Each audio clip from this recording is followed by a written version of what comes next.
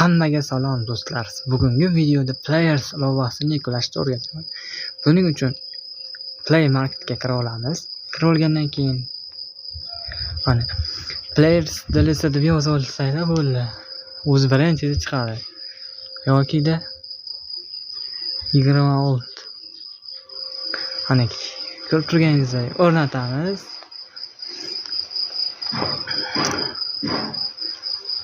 Hozir o'rnatib bo'linadi.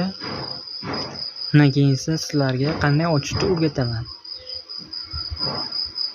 Hozir o'rnatilmoqda, tezroq bo'lsa ekan.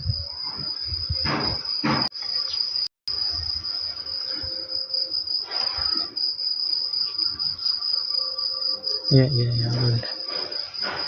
Hali ham bo'lgani yo'q. Qachon bo'lagan?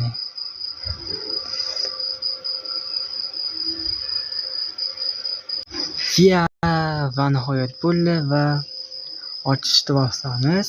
Ochgandan keyin mana shunday bo'lib turadi. Tak. Hozir biz mana shu joyga o'tamiz va ko'rmay qoldi. Nice degan joyga. Ana ko'rinmayapti. Tak, mana shu joyga o'tamiz. Kirgandan keyin mana shuni bosamiz. Shunday bo'lsanglar, 100% bo'lgandan keyin ishlaydi. Shuni qilmaysizlar, mayli.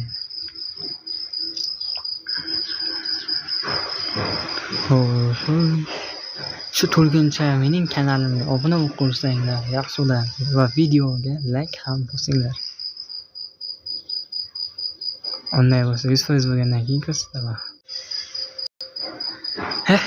Hali beri bo'lmaydi. 56, 57, 58 bittalar bo'ladi. O'zi mendan ochilganda sizlarga ko'rsatishim uchun shunday qilib boshidan o'chirib tashlab yuklayapman yana.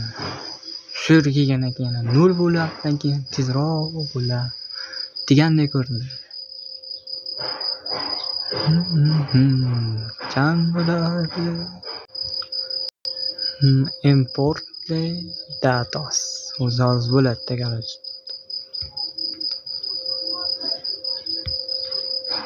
Qachon bo'lasa ne?